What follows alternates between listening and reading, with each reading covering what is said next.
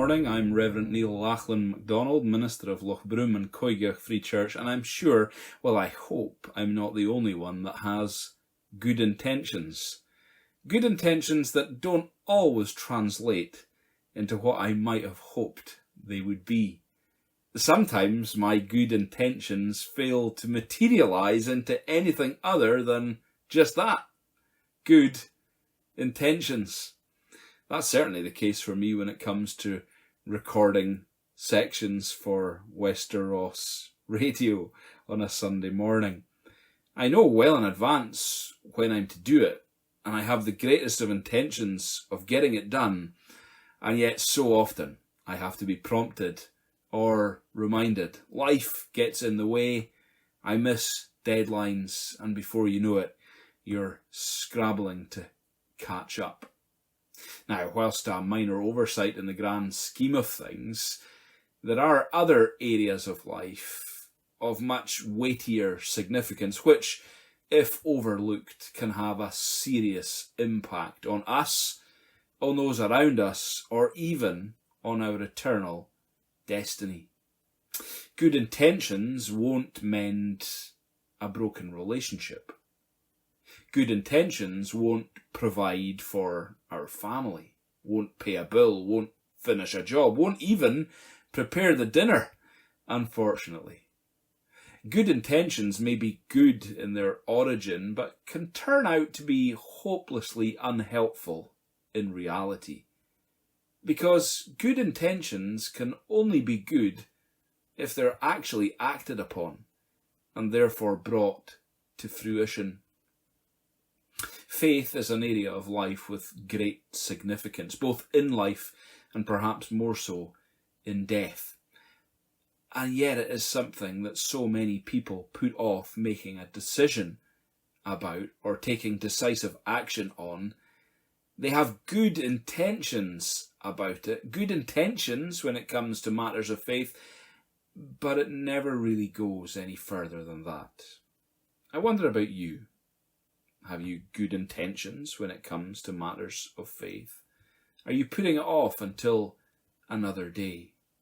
I encourage you not to do that, but to make some conscious decisions here and now.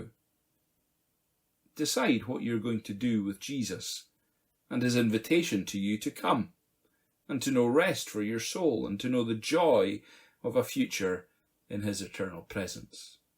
You see, the Christian faith is not just an academic faith. The Christian faith is not just an intellectual faith. The Christian faith is a faith that requires action, not just good intentions. At the end of the day, a good intention will actually get us nowhere unless we actively act upon it. Jesus Christ has issued the invitation to each and every one of us, "Come to me, all you who are weary and burdened, and I will give you rest. Take my yoke upon you and learn from me, for I am gentle and humble in heart, and you will find rest for your souls."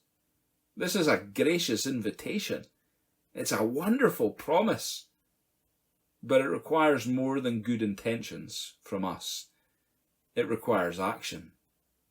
Jesus also said, "Let anyone who is thirsty come to me and drink." He said, "Come and eat." He said to others, "Come and see."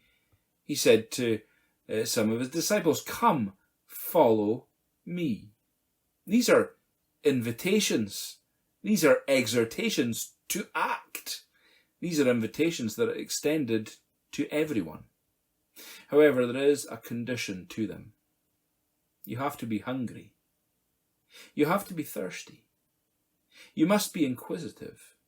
But perhaps most of all, you must be willing to act.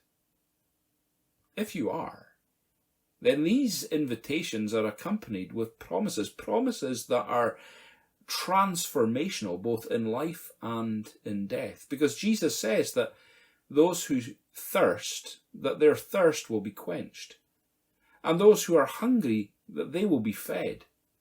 And those who are inquisitive, they will be satisfied. And for those who are willing to follow him, they will be offered a place in his eternal kingdom in heaven.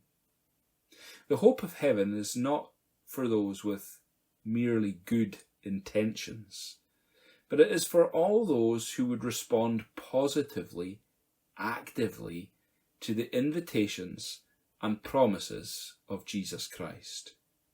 Good intentions will not usher us into God's eternal kingdom. Only Jesus can do that. In accepting his invitation, we become recipients, beneficiaries, if you will, of his promises. The good news this morning, as you listen to the radio, is that a place in heaven is yours. There is a place with your name card attached to it, but it requires you to act. I wonder if you will. Will you act? And will you receive Jesus? Will you respond to his invitation to come? May I encourage you this morning to dispense with good intentions when it comes to Jesus or matters of faith, and make your decision now to respond to his invitation, to know his great promises, to experience his eternal peace, and to know the great hope of Jesus for the future. Good intentions may be good, but they fail to be when we fail to act. So may we act today, and may we follow Jesus.